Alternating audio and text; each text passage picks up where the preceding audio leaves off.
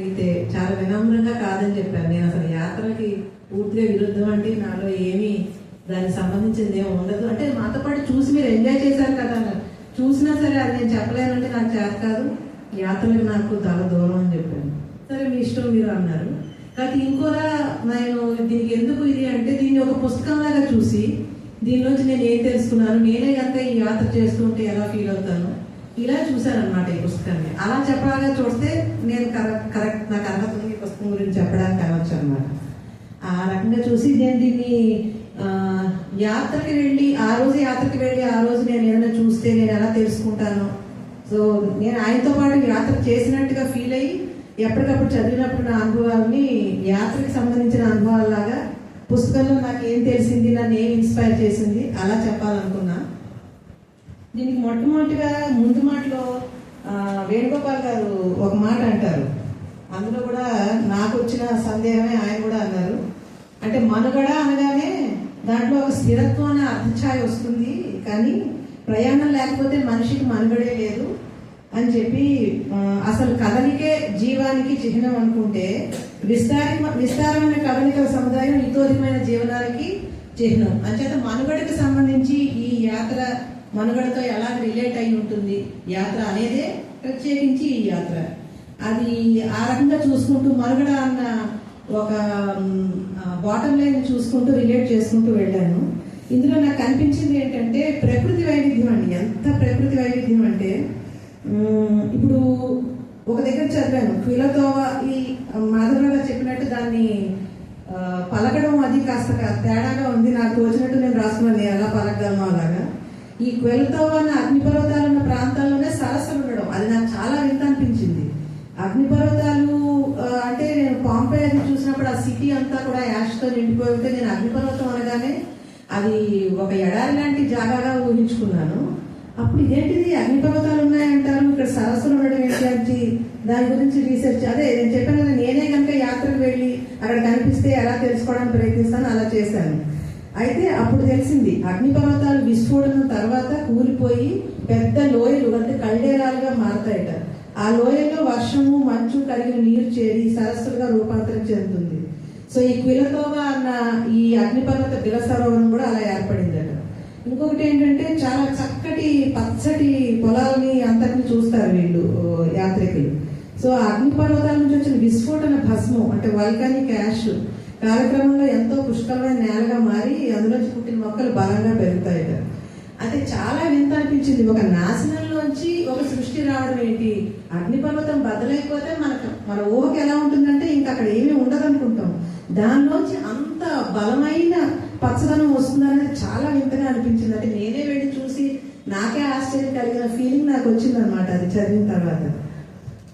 అలాగే దాని భౌగోళిక వైవిధ్యం కూడా, ఇప్పుడు చింబరాజో పర్వతం అంట, అది ఆండీస్ పర్వత శ్రేణిలో పెద్ద ఎత్తైంది నిర్జీవ అగ్నిపర్వతం అంట. అది కూడా ఈ గుడారిలో అత్యున్నత శిఖరం, అయితే శాశ్వతంగా మంచుతో కప్పబడి ఉంటుందిట. మళ్ళీ అంటే అగ్నిపర్వతం మంచు ఇవన్నీ నాకు చాలా వింతగా అనిపించాయి. అగ్నిపర్వతాలు అంటే ఒకలా ఊహించుకుంటాం కదా. అలాగే లింఫియోంగో సరస్సు అట, అమెజాన్ అడవి, ఆ అడవి అయితే దక్షిణ అమెరికాలో 9 దేశాల మీద విస్తరించి ఉందట. అలాగే గ్యాలపాగోస్ ఐలాండ్స్ పసిఫిక్ మహాసముద్రంలో 600 మైళ్ళ దూరంలోనే ద్వీప సమూహం. మనందరికీ తెలిసిందే డార్విన్ ప్రపంచ పరిణామ సిద్ధాంతం, దాని నుంచి చూసి ఆయన పక్షులు కప్పల రంగులు తాబేళ్లు ఇవన్నీ చూసి ఈ జీవ పరిణామం గురించి చెప్పాడని చెప్పి. అంటే మన రచయిత కూడా అంతగా అప్పటికి అక్కడికి వెళ్తున్నానంటే ముందునే చాలా ఉద్వేగానికి లోన్ అవుతారనమాట. గాలిపాగస్కి వెళ్తున్నానా, ఆ డార్విన్ దగ్గరికి వెళ్తున్నానా, ఈ ల్యాండ్ మీద కాలు పెడుతున్నానా, మళ్ళీ వెళ్ళిన తర్వాత పైనుంచి ఫ్లైట్ లో చూసి కూడా అక్కడి నుంచే వెళ్ళానా, నేను కాలు పెట్టానా అని. అంటే ఆయన ఆనందం చూస్తుంటే మనకు ఆనందం కలుగుతూ ఉంటుంది ఆయనతో పాటు. అలా మళ్ళీ సాంస్కృతిక వైవిధ్యం చూసుకుంటే కావ్సాయిట కెచువా భాషలో జీవితం అన్న మాటకి అంటారట. అది అంటే వీళ్ళు చెప్పిన దాని ప్రకారం ఆయన అనుభూతిని నేను నా మాటలో చెప్పుకోవాలంటే ప్రకృతిని ఒక గురువులా చూడడం, అలా విశ్రాంతిగా గమనించడం, అక్కడ లైఫ్ స్టైల్ అక్కడ జీవన విధానాన్ని అలా అనిపించింది అనమాట. ఒక మౌన గురువులాగా ప్రకృతి అంటే నోటితో ఏం చెప్పదు, అది బోధిస్తూ ఉంటుంది. అక్కడ ఉన్నవాళ్ళు అలా నేర్చుకుంటూ ఉంటారు, చూసిన వాళ్ళు నేర్చుకుంటూ ఉంటారు అని అనిపించింది. ప్రతి ప్రాంతంలోనూ వేర్వేరు భాషలు, నృత్యాలు, వంటకాలు, పండుగలు అన్ని వివరించారు. చూపించారు ఆయన, ఎక్కడ చూసారో అక్కడ అన్నీ కూడా. అలాగే ఈక్వెడార్లోనేమో షామనిజం అంటారట. దాంతో సాటి మనుషులతోటి, జంతుజాలంతోటి, ప్రకృతితోటి, దైవశక్తులతోటి టెలిపాతిక్ సంపర్కం. అమరేంద్ర గారి ఆ అనువాదం నాకు చాలా నచ్చింది. అలాగే కొలంబియాలో ఆఫ్రో లాటిన్ సంప్రదాయాలు, అక్కడ సంగీతం ఒక ప్రదర్శన లాగా వేదిక మించి చేసినట్టు కాకుండా ఒక సంభాషణ లాగా ఉంటుందన్నమాట సంగీతం. ఇంకోటి ఏం చెప్పాలనుకున్నానంటే ఆ షామనిజం అన్నది కూడా ఎలా తెలిసిందంటే పక్కన కూర్చున్న సహయాత్రికులతో మాట్లాడుతూ ఉండడం వల్ల తెలుస్తుంది ఆయన అక్కడ పనిచేస్తున్నాడు దాని గురించి. అంటే ఆయన చూసినంత మాత్రం చేత ఆ విషయాలు తెలియవు కదా, పక్కన వాళ్ళతో మాట్లాడుతుంటే వాళ్ళు మాట అంటారు, ఆ మాట గురించి ఏంటో అర్థం తెలుసుకుని ఇంకా తెలుసుకుని అదంతా మనకు చెప్తూ ఉంటారు. అంటే ఉట్టి చూసిందే కాకుండా ఎవరితో ప్రయాణిస్తున్నారో దానివల్ల కూడా ఆయనకి ఏదో అందుతుంది, ఆయన ద్వారా మనకు అందుతుంది. అలా తర్వాత ఈ ఉత్తర భాగంలో వాలనాటో, తీర ప్రాంతాల్లో కుంబియా, ఇలాంటి లోకల్ స్టైల్స్ ఇవన్నీ. అంచేత శ్రోతలతోటి మాట్లాడేలాగా ఉంటుంది సంగీతం, వేదిక మీద కాకుండా వీధుల్లోనూ, ఇళ్లలోనూ, వృద్ధుల గదుల్లో, చిన్న పండగల దగ్గర అన్ని చోట్ల మ్యూజిక్, ఎలాంటి మ్యూజిక్ వచ్చింది, ఏమి ఇచ్చింది, ఆయనకి ఏమనిపించింది, అలా వివరంగా చెప్తూ ఉన్నారు. తర్వాత ఇంకొక విషయం ఏంటంటే చాలా సింపుల్ విషయాలు, సింపుల్ అంటే సింపుల్ కదా, ఆయన ప్రత్యేకించి ఏదో గొప్ప చూడడానికి వెళ్ళాలని కాదు. ఒక హోటల్లో వెళ్ళారు ఆయన, క్విటో అని ఊరు అనుకుంటాను. అక్కడ ఆ హోటల్లోనేమో లోపల ఉంది జైలు అంతర్గత జైలు అని చెప్పి నేను ఆశ్చర్యపోయాను, ఏంటి హోటల్లో జైలు ఏంటి అని. సొరంగంలో దాంట్లోంచి వెళ్ళి ఆ జైల్లో పొద్దున బ్రేక్ఫాస్ట్ ఉంటుందని అప్పుడు వెళ్ళి కనుక్కుని మళ్ళీ రీసెర్చ్ ఏంటిదా అనుకుంటే ఆ టైంలో ఉండేవి అనమాట. ఎయిదర్ డబ్బులున్న వాళ్ళు కూడా, అంటే న్యాయం అది రాజుల కొలువులోకి లేకపోతే గవర్నమెంట్ వాళ్ళు కూడా ఎక్కడికక్కడే వాళ్ళని శిక్షించడమో, లేకపోతే శత్రువులు వస్తున్నారంటే వాళ్ళు దాంగోవడం కోసమో సమ్ కైండ్ ఆఫ్, అంటే ఆ చరిత్ర వల్ల ఆ ఇంట్లో ఒక అంతర్గత భాగంలో ఒక జైలు ఉందన్నమాట. అది ఎంతో మనకి విషయాలు చెప్తోంది. చాలా సింపుల్ గా ఆ హోటల్లో అలా ఉన్నారు, ఓహో ఇలాంటి చరిత్రను చూసిందా, అందుకని ఆ ఇంట్లో జైలు, ఒక పెద్ద ఇంట్లో జైలు ఉండడం ఏంటా అని ఆశ్చర్యం వేస్తుంది కదా. అది మనల్ని ప్రేరేపిస్తుంది మరి 4 విషయాలు తెలుసుకోవడానికి. అది ఒకటి. ఇంకొకటి ఏంటంటే శాన్ ఫ్రాన్సిస్కో చర్చ్ గురించి మాట్లాడతారు ఈక్వెడార్లో. ఆ చర్చిలో ఏమవుతుందంటే అది చెప్తూ దాన్ని కూలగొట్టి, రాజప్రసాదాన్ని కూలగొట్టి దాన్ని చర్చిగా చేశారని. అదేంటది రాజప్రసాదాన్ని ఎందుకు కూలగొట్టారా అని చూస్తే స్పానిష్ వాళ్ళు వచ్చి ఆక్రమించి ఇంకెలాగో దాన్ని గెలిచేస్తున్నారని తెలిసి, వాళ్ళకి అన్నం ఇవ్వకూడదని తెలిసి వీళ్ళే కూలగొట్టేశారు ఆ జనరల్ అనమాట. అది చాలా వింతగా అనిపించింది. ఆ తర్వాత వాళ్ళ చర్చిలో కట్టి ఆ రాజప్రసాదంలో రాళ్ళు ఈ చర్చిలో కూడా ఉంటాయి అంటారు రచయిత. ఎంత వింతగా అనిపించింది అంటే స్పానిష్ వాళ్ళు వచ్చి ఆక్రమిస్తారేమో అని వాళ్ళ ప్రసాదం, అంటే దానికి ఒక సెరెనిటీ, దానికి ఒక పవిత్రత ఉంటుంది. మేము ఓడిపోయినట్టు అలా చేయకూడదు మాకు ఇదని చెప్పి వాళ్ళు బదలు కొట్టేసుకోవడం. ఇలాంటివి అంటే మనం ఏదైతే ఒక విషయాన్ని చూస్తామో అది ఎంత చరిత్రతో అల్లుకుని ఉందో ఆ వస్తువు, అది అన్నమాట. ఆ మాట నాకు నచ్చింది. ఆ ప్యాలెస్ రాళ్ళు కూడా ఆ చర్చిలోకి నిర్మాణంలో భాగమై ఉంటాయి అని చెప్పడం, అందులో ఉన్న ఐరనీ అనండి లేకపోతే ఇంకోటి. అలాగే ఇంకొక వింతైన విషయం ఏంటంటే ఎల్ డొరాడో అని ఒక మిత్ ఉంటుంది, గోల్డెన్ సిటీ అని అర్థం. దానికోసం అని చెప్పి ఎక్కడెక్కడ వాళ్ళు వెళ్ళి వేరే చోట్ల నుంచి స్పానిష్ ఆక్రమణదారులు ఏదో బంగారం అక్కడ ఉంటుంది అనుకుని వాళ్ళని దోచుకోవడానికి వెళ్తూ ఉంటే వాళ్ళు చాలా తెలివిగా ఏం చేశారంటే బంగారం అసలు ఆ నానుడు ఎందుకు వచ్చింది, ఇది ఎందుకు వచ్చిందంటే అక్కడ వాళ్ళకు ఒక పూజ దాని ఆచారం ఉంటుంది. ఆ రాజుగారికి బంగారం ఇదంతా కూడా రేణులాగా అతికించి ఆయన ఊరేగించి తీసుకెళ్ళి అక్కడ సరస్సు ఉంటుంది, అది రాశారండి పేరు రాసుకున్నా. ఆ సరస్సులో ఆయన దిగిపోయి కడిగేసుకుంటాడు. అంటే బంగారాన్ని కడిగి పారేస్తున్నారంటే వీళ్ళ దగ్గర ఎంత బంగారం ఉందో అని చెప్పి వాళ్ళందరికీ వాళ్ళు కోరిక కలిగింది వీళ్ళ మీద.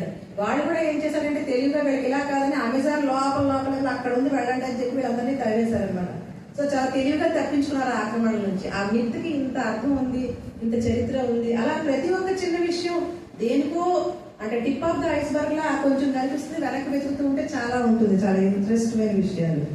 అలాగే పోరాటాలు, త్యాగాలు, విజయాలు. ఇప్పుడు ఎల్ సాల్వడార్ దాన్ని ఏమంటారు, లా మతానా ఏదో అంటారు, పెద్ద జెనోసైడ్ లా చేశారు 1932లో.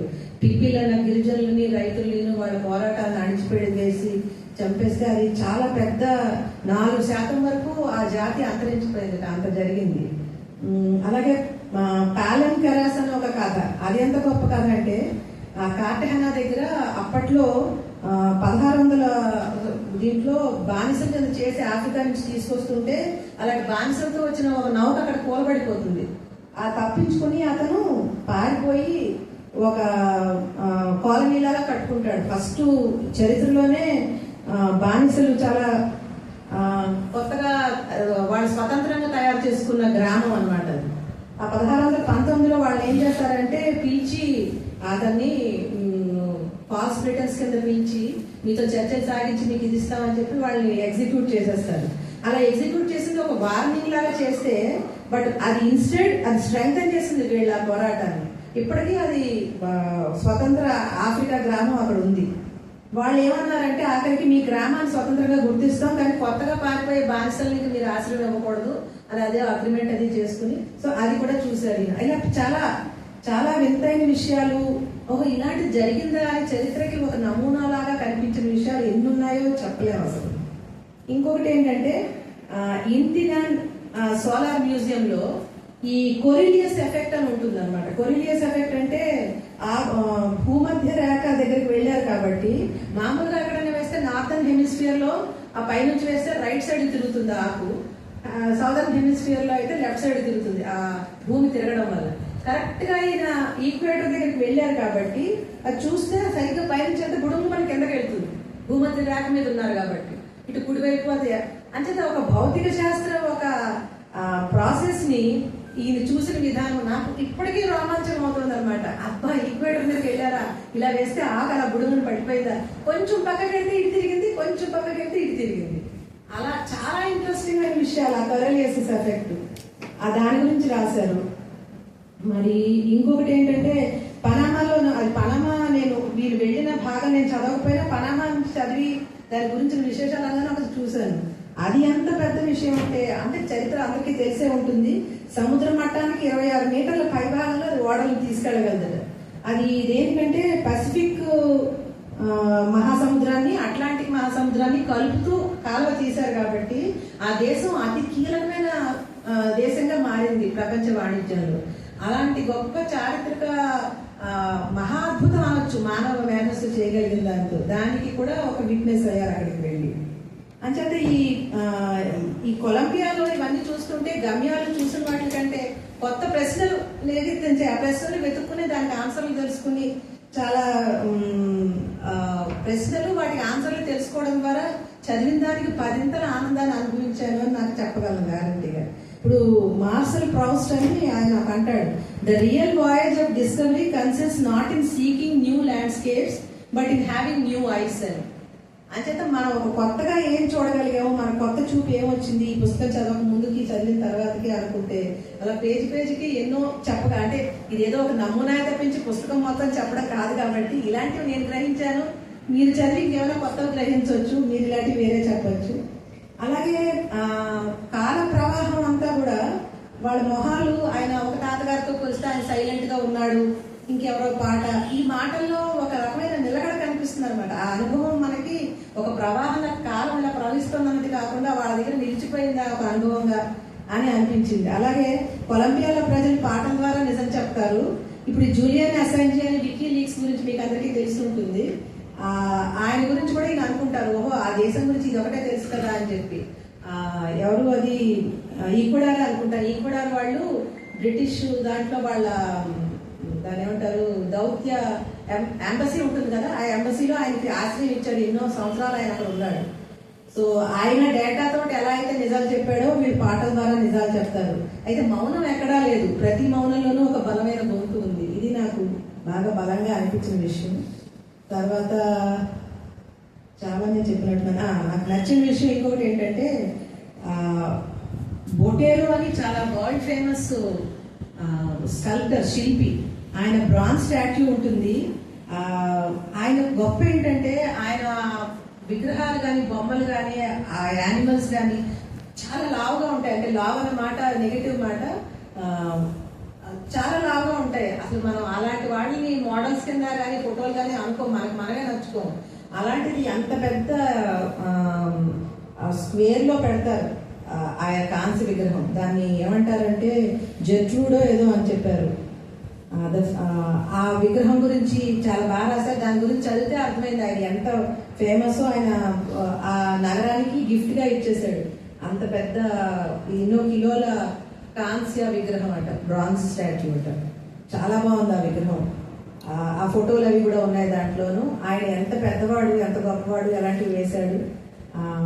ఆ లావు వేయడంలో చాలా వేరే అర్థం ఉంది, పొలిటికల్ గా కానీ ఇంకొకటి కానీ.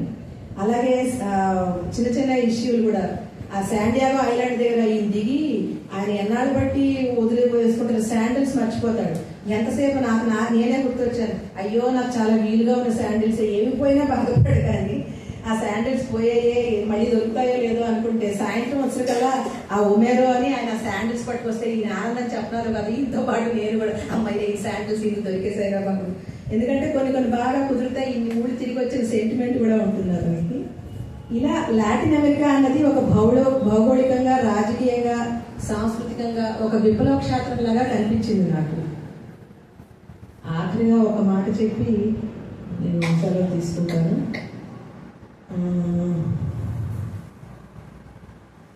అదే మెట్రో కేబుల్ అన్నది వాళ్ళ తర్వాత పబ్లిక్ లైబ్రరీలు, ఆర్ట్ గ్యాలరీలు, ఇవన్నీ కూడా అంటే ఒకప్పుడు విపరీతమైన డ్రగ్ మాఫియా ఇవన్నీ ఉండి వాళ్ళు చాలా నష్టపోయిన దగ్గర నుంచి వాళ్ళు ఎలా పైకి వచ్చారు, ఎంత పెద్ద అభివృద్ధి జరిగింది, అవన్నీ కూడా వర్ణించారు, చెప్పారు. నాకు సంతోషం కలుగుతుంది. ఫోన్లో ఒకప్పుడు అంత నోటోరియస్గా ఉన్నవాళ్ళు ఇప్పుడు అలా లేరా అంటే మనకి కూడా మంచి భవిష్యత్తు ఉందన్నమాట, ఆశాభావం కలుగుతుంది. అదనమాట. సో చెప్పొచ్చింది ఏంటంటే, ఈ పుస్తకంలో చదివి మీరు ఇవే విషయాలు కాకపోతే వేరే విషయాలు తెలుసుకుంటారు. మామూలుగా పుస్తకంలో తెలుసుకున్నది వేరు. ఒక పుస్తకంలో ఒక చిన్న బొమ్మ చూపించినట్టు మనకు ఒక ఉత్సాహమో లేకపోతే ఇంకోదో కలిగించడం, దాన్ని మనం తెలుసుకోవడం ద్వారా మనకు ఆనందం కలగడం, ఇలా ఈ ప్రాసెస్ కంటిన్యూ అయింది పుస్తకంలో.